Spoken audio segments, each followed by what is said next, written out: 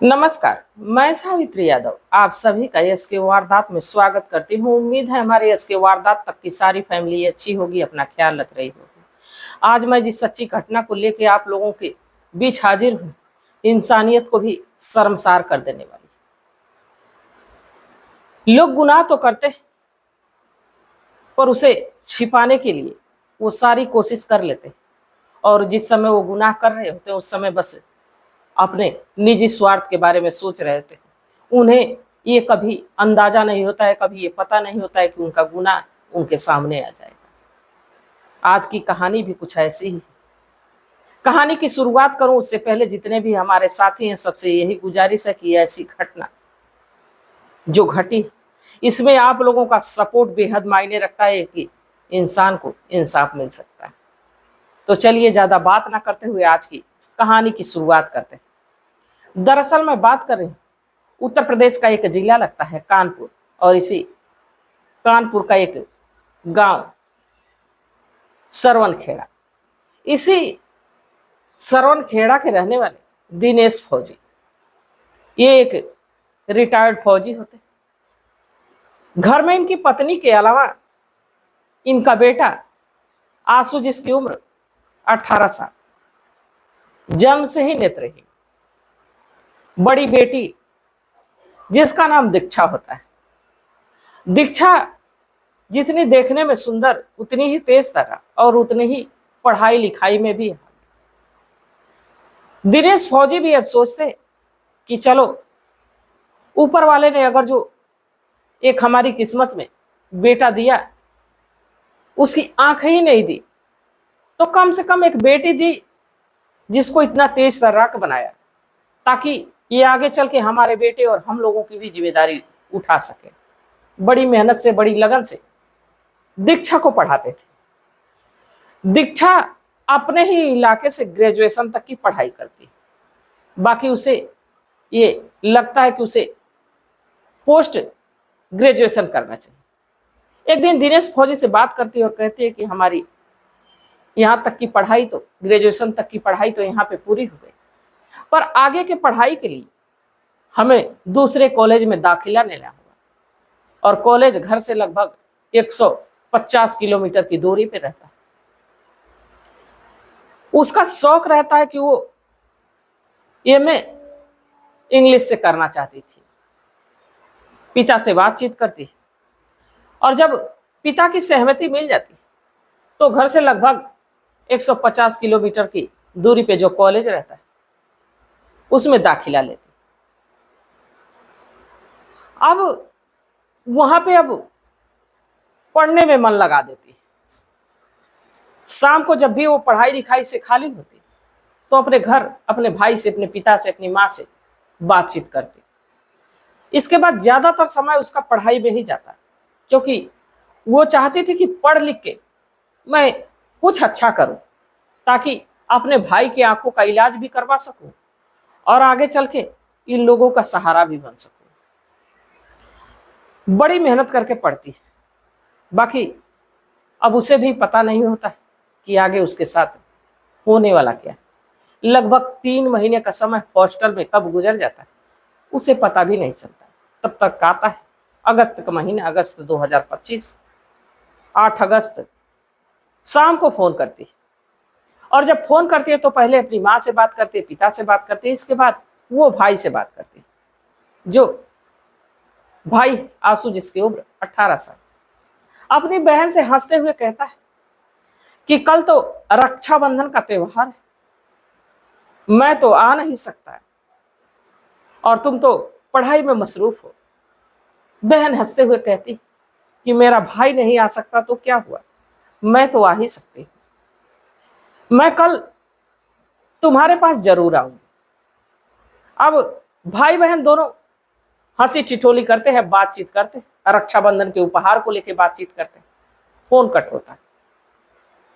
दीक्षा खाती पीती है, सो जाती, पर उसे चिंता लगी रहती है कि सुबह मुझे जल्दी उठना है और घर पहुंच के भाई को राखी बांध के फिर से वापस हॉस्टल भी आना है। अब वो सारी तैयारी रात को ही करके सोती है कि सुबह जल्दी उठ के नहा के निकल जाना है। अब आता है 9 अगस्त 2025 की सुबह उठती, नहाती धोती है, तैयार होती है। इसके बाद बस स्टैंड पहुंचती है, जहां से वो सरवन खेड़ा के लिए बस लेती। कुछ घंटे के बाद वो सरवन खेड़ा के बस स्टैंड पे पहुंचती। दोपहर के लगभग 11:30 बज गए रहते। अब जो 11:30 बजे पहुंचती, तो अब इधर उधर देखती है, कई ऑटो की तलाश में उसकी निगाहें इधर उधर दौड़ाती है, देखती है कि कहीं कोई ऑटो वाला मिल जाए। कई ऑटो वाले से पूछती है तो उधर उसके गांव की तरफ कोई जा नहीं रहा होता।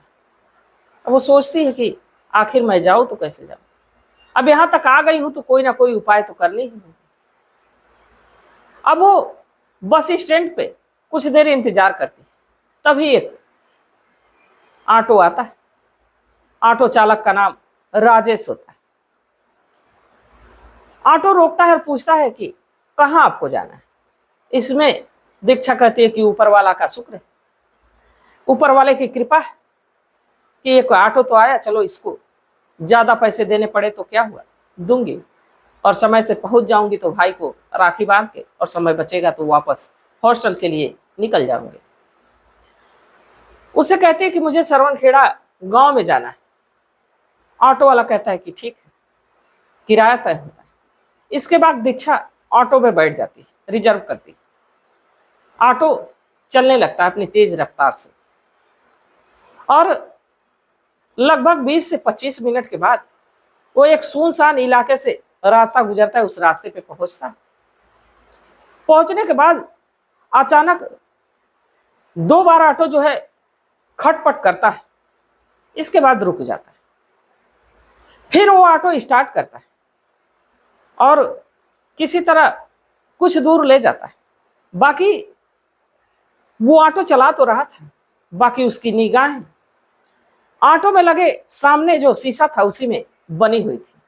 उस शीशे में जो पीछे बैठी दीक्षा थी उसको देखे जा रहा था, उसको निहारे जा रहा था, उसके जिस्म को देखे जा रहा था कि लड़की कितनी खूबसूरत है, अगर जो इसके साथ मैं समय बिताऊं तो कितना अच्छा हो। अब तमाम चीजें वो सोचता रहता है, और अचानक से फिर से ऑटो 2 ही 3 मिनट बाद रुकता है। दीक्षा पूछती कि क्या हुआ भैया, आपका ऑटो क्यों रुक जा रहा है। इसमें जो राजेश होता है कहता है कि ऐसा कि लग रहा है कि ऑटो खराब हो गया, आप चिंता ना करिए, मैं अभी देखता हूं। वो उतर के ऑटो के इधर उधर देखने लगता है, कुछ देर चक्के की तरफ देखता है, कुछ उसमें बनाने बिगाड़ने लगता है। इतने में दीक्षा भी ऑटो से उतर जाती है, और जब दीक्षा ऑटो से उतरती है उससे पूछती है कि क्या हुआ। इतने में जो ऑटो ड्राइवर राजेश है वो खड़ा होता है, और खड़ा होने के बाद अपने पास से एक धारदार चाकू निकाल उसके गर्दन पे रखते हुए कहता है कि तू बोलना कुछ मत, अगर जो आवाज निकाली तो ये धारदार हथियार सीधे तुम्हारी गर्दन पे चल जाएगा। दीक्षा डर जाती है, उसकी निगाहें इधर उधर जाती हैं कि कोई तो दिखे जो मुझे बचा सके। बाकी वो किसी को देखती नहीं, क्योंकि सुनसान इलाका था, दोपहर का समय था, त्योहार का दिन था, सारे लोग अपने अपने घरों में। अब जब दीक्षा देखती है कि कोई दिख नहीं रहा है तो उसके पास मजबूरी रहती है, उससे हाथ जोड़ती है, उससे मिन्नतें करती है कि आप कुछ ऐसा ना करो जिससे आपको भी पछताना पड़े और मुझे भी दिक्कत हो, परेशानी हो। आप मुझे मेरे घर छोड़ दो, चाहे जितने पैसे मुझसे ले लो। बाकी राजेश एक नहीं सुनता, कहता कि ज्यादा बोलने की कोशिश ना करो, वरना अभी जान से हाथ धो दोगे। मैं जैसा कहता हूं वैसा करती जाओ। इसके बाद सामने एक ईख का खेत होता है, गन्ने का खेत होता है। वो कहता है कि उस गन्ने के खेत में चलो। अब उसे धारदार हथियार गर्दन पे लगा के गन्ने के खेत में लेके जाता है, और उससे कहता है कि कुछ भी बोलने की कोशिश ना करना। अब वहां दीक्षा के पास इतनी मजबूरी रहती है, लाख अपने आप से वो लड़ती है, विरोध करने की कोशिश करती है, बाकी वो अपने आप को बचा नहीं पाती। राजेश नाम का जो हैवान रहता है अब दीक्षा के साथ दरिंदगी करता है, हैवानियत करता है, उसके अंगों से एक एक कपड़े को जुदा करता है, और उसका एक तरह से मानियत, इंसानियत को शर्मसार कर देने वाली घटना को अंजाम देता है, रेप करता है। अननेचुरल तरीके से जैसे उसका मन होता वैसे वैसे करता, और जब उसकी इच्छा पूरी हो जाती है, लगभग घंटा भर बीत जाता है, जब वो थक जाता है तो कहता है कि अपने कपड़े ठीक ठाक कर लो और एहसान मानो कि मैंने तुम्हें जान से मारा नहीं छोड़ दिया, और ये बात घर पे किसी से कहना नहीं। ये कहते हुए राजेश उस गन्ने के खेत से बाहर निकलने लगता। जैसे वो गन्ने के खेत से बाहर आता है, वैसे ही उस खेत का मालिक उधर टहल रहा था, घूम रहा होता है। उसकी नजर उस लड़के राजेश पे पड़ती है, जो कि ऑटो चालक होता है, खेत का मालिक जिसका नाम जगदीश होता है। वो सोचता है कि हो सके, ये लग रहा है ऑटो चालक है, इसका ऑटो खड़ा है, ये शौच करने के लिए गया रहा। वो कुछ बोलता नहीं। तब तक जगदीश की नजर उस लड़की पे पड़ती, उसके कपड़ों पे पड़ती है, कपड़े फटे हुए थे। तब उसको समझने में देर नहीं लगती कि यहाँ हुआ क्या। वो दौड़ के पहले तो राजेश को पकड़ता है और पकड़ के कहता है कि तुम लोग खेत में क्या कर रहे थे। राजेश कहता है कि मैं तो शौच करने गया था। तभी जगदीश कहता है कि नहीं, तुम्हारे साथ लड़की थी, और तुम लोग क्या सोच रहे कि मैं तुम्हें ऐसे ही जाने दूंगा? मैं अभी पुलिस को बुलाऊंगा, तुम बताओ तुम क्या किए। इसके बाद राजेश कहता है कि मैं ऐसा कुछ नहीं किया हूं, अपनी मर्जी से नहीं किया हूं, हाँ इसमें हम दोनों की मर्जी थी। फिर जगदीश चालाकी दिखाते हुए राजेश को कस के पकड़ता है। राजेश अपने आप को छुड़ाने की कोशिश करता है, पर जगदीश उसे मजबूती से पकड़ा होता है। लड़की से पूछता है, दीक्षा से, कि तुम कहाँ की हो और तुम्हारे साथ क्या हुआ। इतने में दीक्षा फपक के रो पड़ती और कहती है कि अंकल, हमारी इज्जत, हमारी असमत के साथ खिलवाड़ हुआ है। इसने मुझे हथियार दिखा के मेरी इज्जत को लूटा, मेरा रेप किया। जब ऐसा जगदीश सुनता है तो मानो काटो तो खून नहीं शरीर में। उसके हाथ भी कांपने लगते हैं और उसकी हाथ की पकड़ कमजोर होती, और जैसे ही कमजोर होती है राजेश वहां से भागने की कोशिश करता है, पर जगदीश भी उसके हाथ में एक डंडा होता है, मजबूती से उस डंडे को उठाता है और दौड़ के राजेश के सिर पे मारता है। राजेश वहीं पे गिर पड़ता है। इसके बाद राजेश को इस दीक्षा की ही चुन्नी से उसके हाथ पैर को बांधता है। इसके बाद पुलिस को फोन करता है, जो सरवण खेड़ा के नजदीकी पुलिस थाने में फोन करता है। देखते ही देखते कुछ देर में, लगभग 30 से 35 मिनट में पुलिस की एक टीम पहुंच जाती है। जब वहां पुलिस की टीम पहुंचती है, सारी इस घटना का जायजा लेती, तो वो भी लोग बड़े हैरान और बड़े परेशान थे कि दिन दहाड़े एक ऑटो चालक जिसको इतना डर नहीं लगा कि वो एक लड़की के साथ इस तरह का घिनौना काम किया। उस लड़की को मेडिकल के लिए हॉस्पिटल ले जाया जाता है, उसके माता पिता को सूचना दी जाती। राजेश को तमाम धाराएं लगा के रेप के मामले में जेल के सलाखों के पीछे तो डाल दिया गया। अब कानून तय करेगा कि इसको कौन सी सजा मिलेगी। पर हमारे देश का कानून भी अजीब है। जब तक विक्टिम को इंसाफ मिले और जब तक गुनहगार को सजा मिले, या तो विक्टिम ही नहीं रहता, या तो गुनहगार ही नहीं रहता, या तो गुनहगार अगर जो पैसे वाला है तो कोई ना कोई तरकीब निकाल के जेल के सलाखों से बाहर आ जाता है। अब ये तमाम चीजें, अब क्या दीक्षा को इंसाफ मिल पाएगा? क्या इस घटना को दीक्षा भूल पाएगी?